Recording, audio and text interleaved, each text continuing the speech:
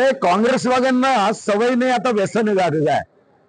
असं म्हणतात की नशेचे अनेक प्रकार आहे, पण काँग्रेसच्या नशेचा प्रकार सत्ता आहे. आणि सत्ता प्राप्त करण्यासाठी सत्याचाही खून करण्यामध्ये हे काँग्रेसवाले आता मागे पुढे राहिले नाही. त्या बुटीबोरीचा उद्योग हा जिथच्या तिथं आहे. ज्याचा स्वतःचा उद्योग आहे त्यांनी सुद्धा जाहीरपणे लेखी पत्र हे पत्रकारांना दिलं.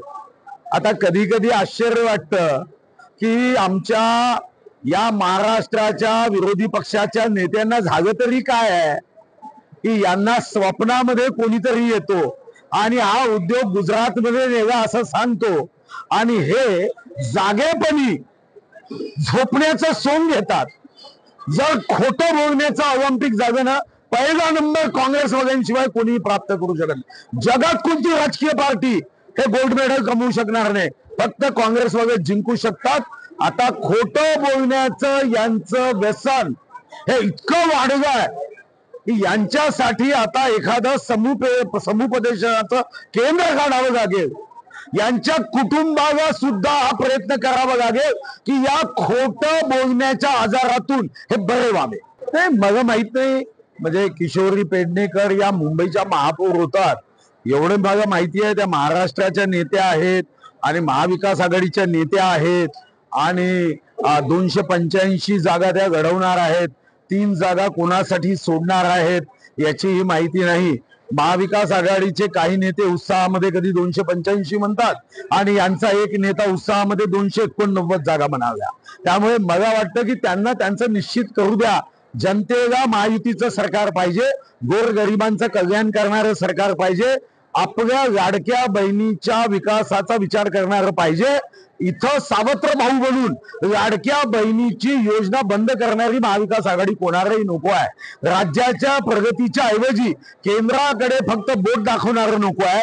राज्याच्या प्रश्नाच्या ऐवजी 12 आमदार असं बॉम्बे टू गोवा चित्रपटातल्या बाबा पकोडा म्हणणाऱ्यासारख्या पात्रासारखं 12 आमदार विधान परिषद म्हणणारे लोक नको आहे. या राज्यात चांद्यापासून बांद्यापर्यंत, भामरागड पासून रायगड पर्यंत आणि गडचिरोली पासून गडहिंग्लज पर्यंत 3,07,713 स्क्वेअर किलोमीटरच्या छत्रपती शिवाजी महाराजांच्या महाराष्ट्राचा विकास आणि प्रगती करणारी महायुती पाहिजे.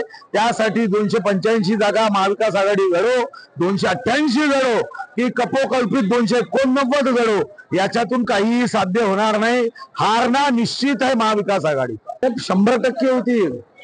तुम्ही महायुतीमध्ये कुठेही मुख्यमंत्री कोणही किंवा आमच्यामध्ये ही जागा माझी, ही जागा त्याची, एकदाही एकाही नेत्यांनी शब्दाचा उच्चार केला नाही.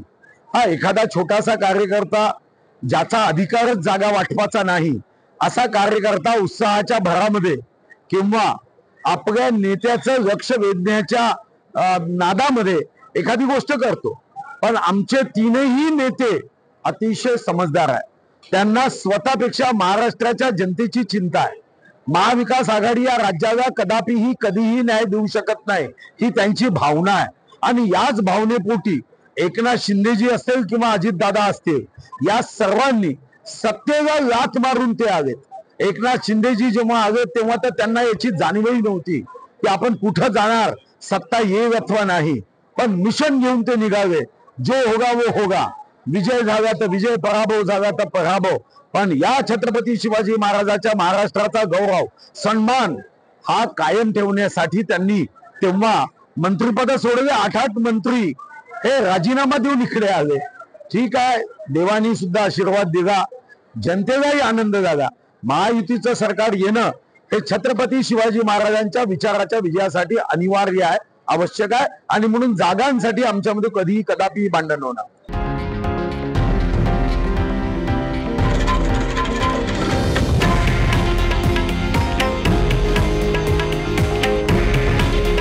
हे आहे देशातील नंबर 1 न्यूज नेटवर्क आणि आपण पाहत आहात TV9 मराठी.